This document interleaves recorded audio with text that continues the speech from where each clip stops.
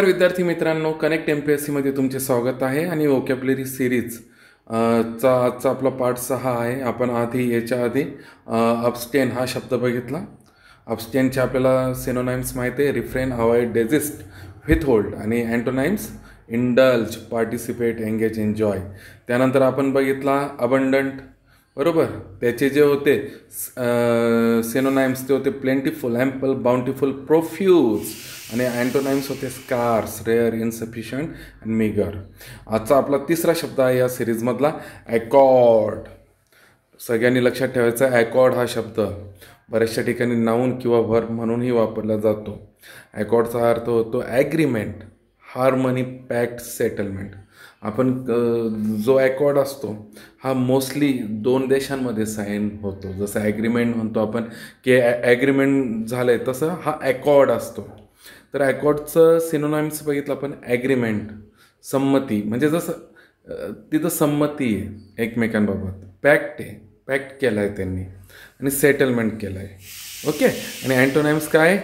Discord, conflict, disagreement, disharmony. आता मी ही series चालू केलेली, तुम्हाला या सिरीजमध्ये रोज फक्त एवढेच शब्द पाठ करायचे. तुमची इंग्रजीची एक्झाम येईपर्यंत, ज्या दिवशी इंग्लिशचा पेपर असेल, तुमच्याकडं नाही म्हटलं तरी आपण 500 ते 600 शब्दांचा संग्रह करून ठेवू. तर फक्त विश्वास ठेवा आणि ह्या सिरीजला फॉलो करा. ॲकॉर्ड म्हणजे agreement, pact, settlement. Antonyms: discord, conflict, disagreement and disharmony. Okay, राहील लक्षात. कॉर्ड म्हणजे स्वर. आणि मग त्यांनी ट्रिक सांगितली.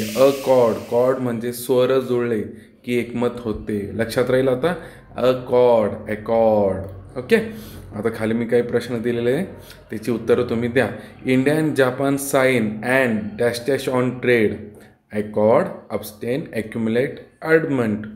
तर त्यांनी काय साईन केला आहे? Accord. The Hindu, Indian Express newspaper वाचून तुम्हाला ॲकॉर्ड हा शब्द मिळेल.